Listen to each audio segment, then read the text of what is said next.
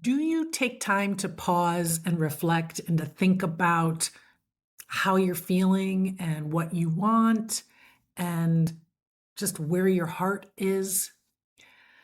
I'm guessing probably not.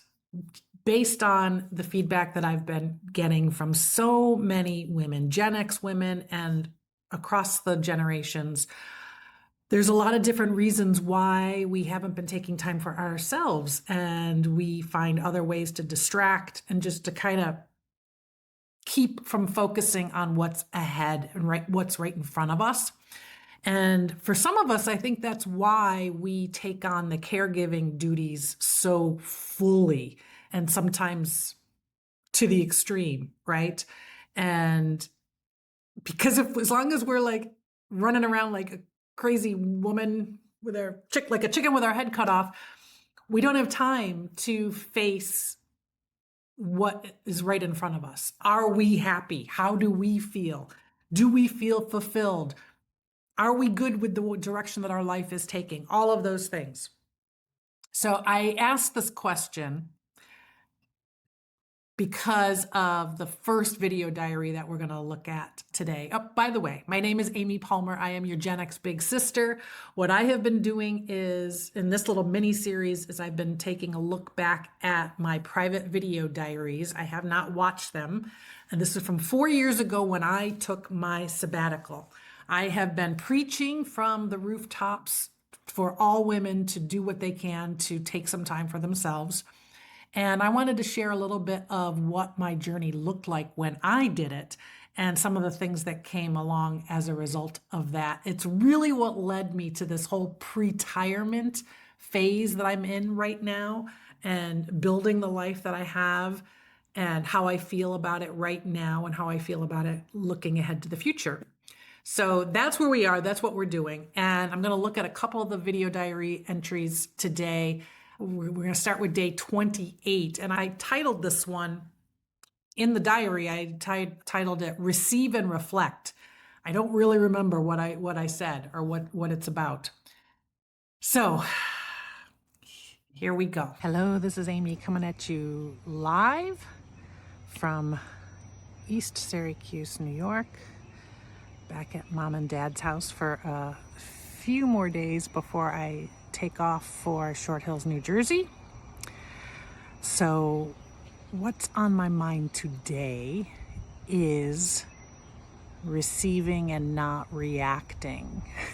So since beginning this journey, I have received responses from various people in my life, from all different walks, all different parts of my life, either directly or indirectly, sharing thoughts, guidance, recommendations, suggestions, advice, etc.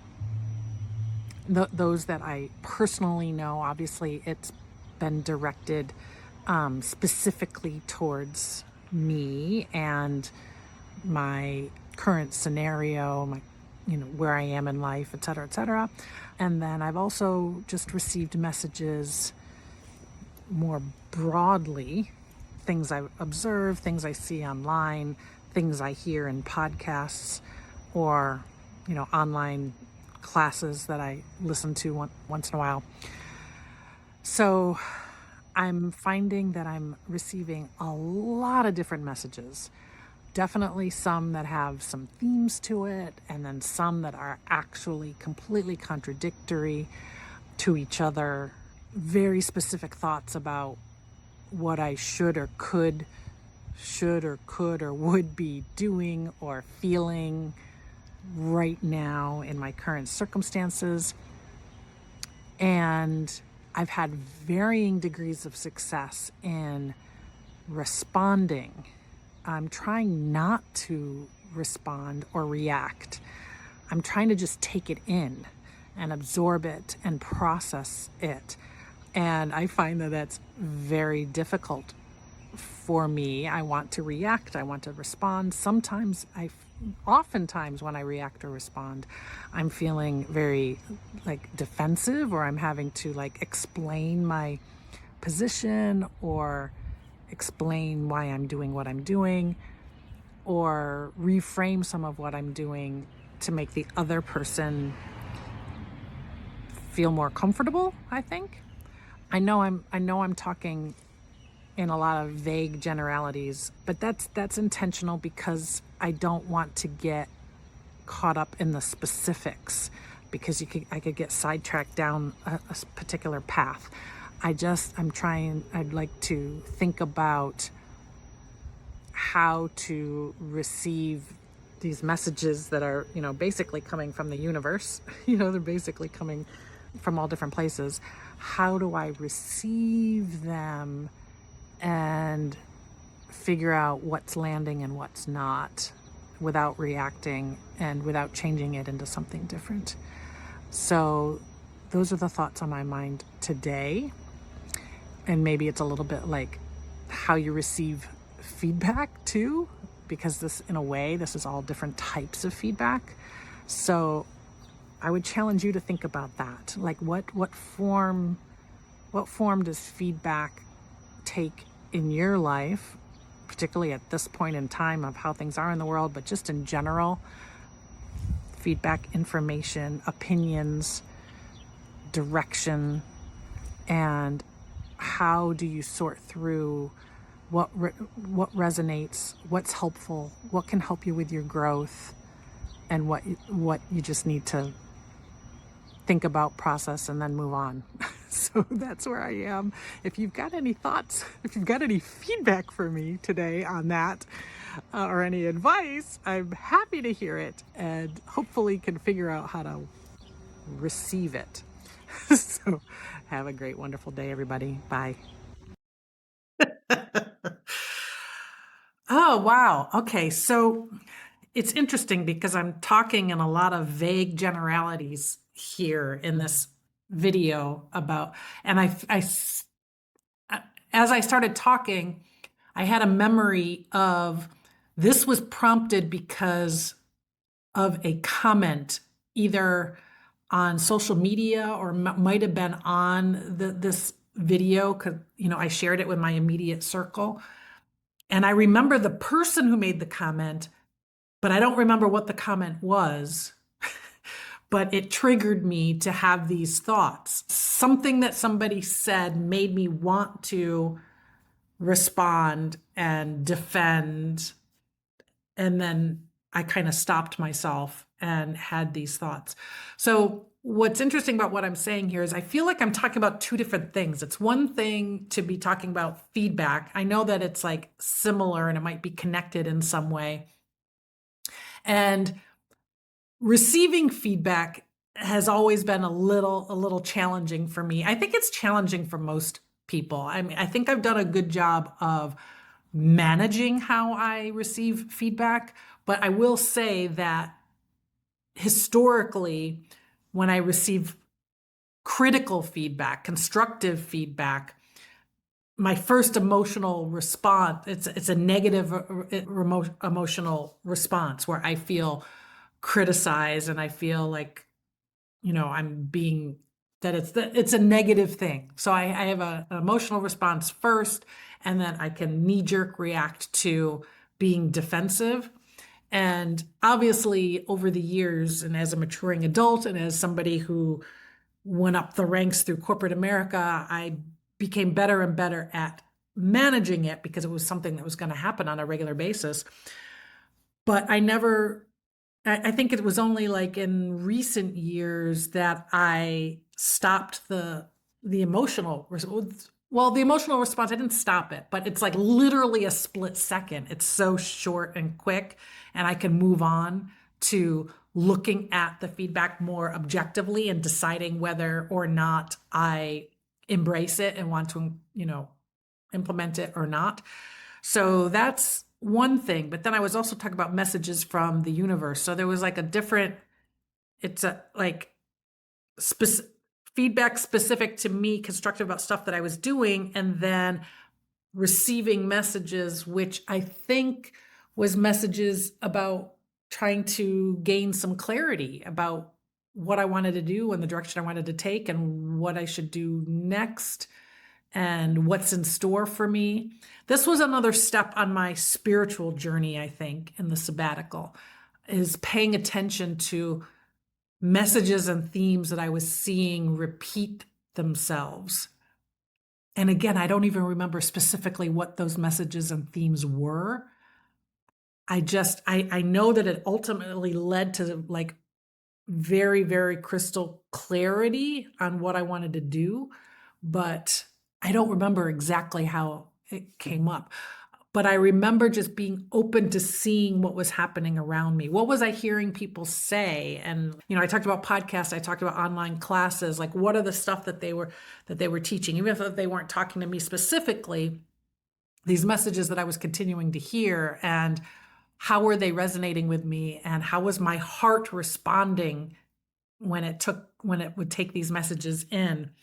And it helped me really get in touch with my more spiritual side, however you want to define that. If you want to call that God, if you want to call that Jesus, if you want to call that higher power, if you want to call it your highest, best version of yourself, if you want to call it your spiritual guide, whatever that inner knowing was, I was starting to be open to that. So I feel like I was addressing two different things here, in this particular diary.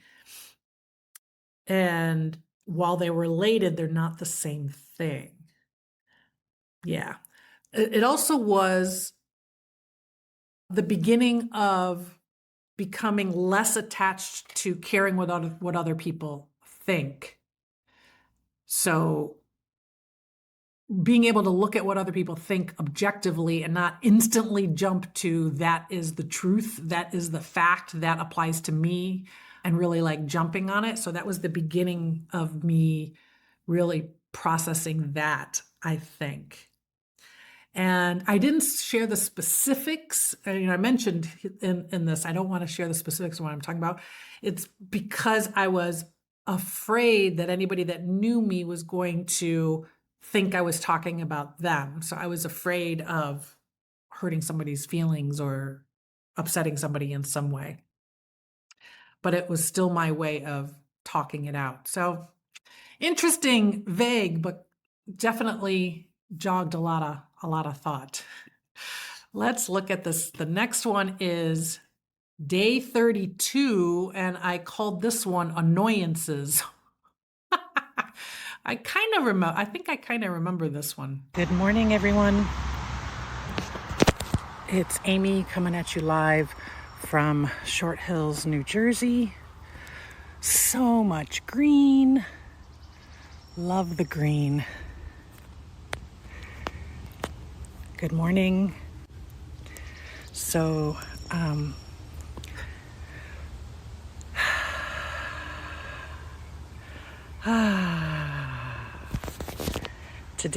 this morning, I want to talk about annoyances. So because I've lived alone for a long time now, and the last couple of years, especially fixing this hat. Sorry about that. Last couple of years, especially, spent more time alone than usual. I have found that my tolerance for people when I'm out in the world has been compromised. Let's just say that. So what I've been doing lately is I'm taking special note of when I'm annoyed, when I feel myself getting annoyed, taking note of those moments. And I am starting to have some awarenesses about that. Now, before, those that are closest to me, nearest and dearest to my heart, those that I've been spending time with the last few weeks, I'm not talking about you. I'm not talking about any particular person. I'm talking people in general. Whether it's my misophonia kicking in, at the sound of people eating popcorn in a movie theater, like whatever it is, there's There can be like little annoyances, and sometimes it's nagging little annoyances, and sometimes it really feels like the beginning of anger and rage. A couple examples that I can share. One being, this is going to seem like an odd example, but I watched the J-Lo documentary recently. I'm a big J-Lo fan, have been since Selena, since she had her first big role. Love her music, her dancing, always very, I don't know, it inspires me, it motivates me. Was really interested in watching this documentary. And I found myself being annoyed, feeling annoyed through most of it. And it was because a lot of the documentary spent time focusing on her level of dissatisfaction or disappointment, or things that haven't gone right, or wait, hold on, it's Kaiser, it's the doggies, guys, it's just me. Look, they're loving it.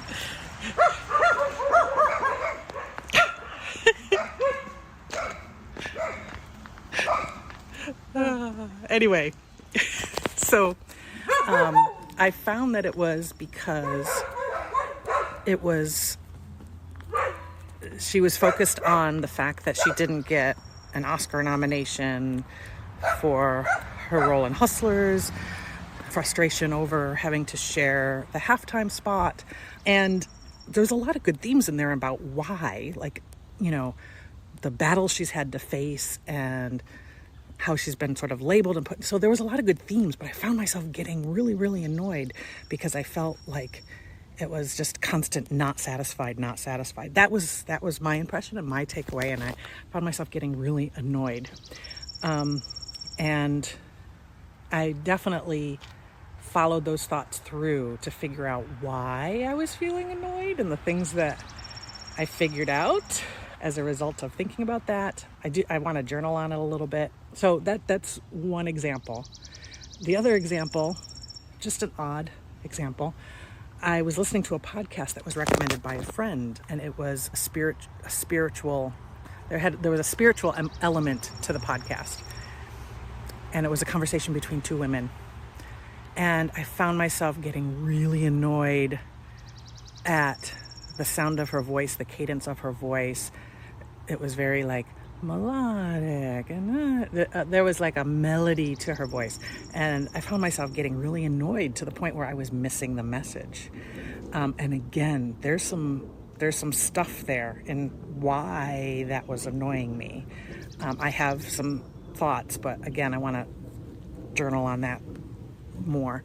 So clearly when I'm annoyed with out there, with people, with things happening out there, obviously that says more about me than what that person or whatever is happening, right? So I'm just trying to not react when I'm annoyed, take note of it. That's what I'm trying to do, and to see what I figure out. And I have a feeling there's some junk there, some stuff there. Anyway, I gotta go. I'm going to meet Andrea. Like I said, I'm in Short Hills, New Jersey right now, but I am about to meet up with her, and we're gonna go visit her sister and I'm gonna spend a wonderful day with her. Hope you guys all have a great day. Bye. Oh, God. All right. Well, first of all, let me explain. That video was taken here out right now. Currently, any of you that have seen any of my current time videos, I'm dog sitting for my brother, sister-in-law, their family. And that video was taken in their yard. And those dogs that were barking are the dogs that I'm dog sitting. So meanwhile, here, like Scotty was like laying at my feet just now, and the other two were in the other room. And when they heard themselves barking in the video, they started. I don't know if you could hear it. I don't know what the mic picks up, but they started barking at themselves and started running to the door, trying to figure out, where their friends were. It's the cutest thing. Oh, Lord. Annoyances. Okay, so sadly to say, I'm no longer a huge J-Lo fan because I've just seen more and more of that, of her seemingly spending more time talking about what she hasn't gotten and how she's, than the things that she has gotten. But again, I'm reluctant to speak on that too much because I don't know how much my own like privilege gets in the way, but there's something about just seeing someone who I admire so much and look up to and feel like has all this talent and beauty and success and has like the world in the palm of their hands, and they still feel like slighted and not treated well, like that they're not getting what they ultimately deserve. And very possible that she could be like 1,000% valid in all of her feelings. It just it it triggers something in me around that. I guess envy. I don't know. So there's still a lot there that I haven't unpacked. I do remember the second example about the woman who was presenting something and she was speaking in this melodic voice, and me missing the message because of that. There are certain types of people that tend to rub me the wrong way, which I think is probably human. But I think sometimes it's helpful to peel back and try to figure out, why do they rub me the wrong way? So for me, sometimes women who are ultra feminine and very soft, like in this example, she was speaking melodically, when it's so far of who I see myself as, sometimes there's an annoyance there, which is really an annoyance at myself that I'm not more like that, I guess, because it kind of goes back to some of my limiting beliefs of I'm a certain kind of woman and that's not as good as other kinds of women. So there's a lot of like crap under there.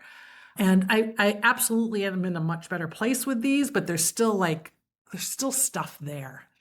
Yeah.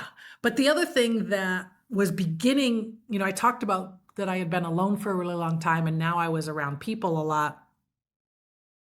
That was forcing me to sort of accept the good, the bad, the ugly of the people around me, and letting go of what I can't control and relaxing into other people's realities. Being an extended guest sort of pushes you to fit into other people's lives and routines and rules and household protocols and stuff like that. And I think this video was the very early time of me kind of noticing that experience. So some interesting thoughts that were prompted. All right, we'll do one more. Hello, everyone. This is Amy coming at you live from Short Hills, New Jersey on July 4th, which is the 34th day of my sabbatical journey. Hope everyone is having a great day. Those of you who have had a long weekend, I hope you are savoring the moments. I have a question for you. How are you really? I am currently reading a brand new book from Jenna Kutcher. It's called How Are You Really? And I'm a few paragraphs, a few chapters in. I got the audiobook because I've been listening to it on my drives as I go from location to location. And I'd love to hear the answer. How are you really? Not fine, not good, doing okay, whatever. I'd like to hear some details. If you can leave comments and you're comfortable leaving a comment on it, that's great. Or send me a personal message. I'd love to hear it. The good, the bad, the ugly. I'm doing very well, proceeding on my journey. I'm really sort of trying to just relax into leaning on the people around me, family, friends, those who love me, who have shown up for me during this time and are offering all kinds of support and care and love. And I'm working on just relaxing into that, enjoying the moment, and just trying to get rested, because I'm realizing I was just bone tired, like just weary, exhausted. And I know many, many, many of you are, because I hear it in my day to day as I talk to people. We've all been really worn out these last few years, and I'm kind of trying to just detox that. So I'm still in that.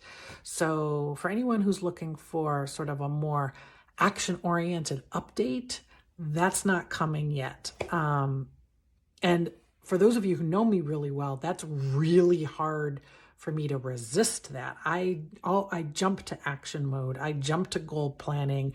I jump to vision setting and getting it done and not relaxing into the moment. So it's taking everything in me to resist that.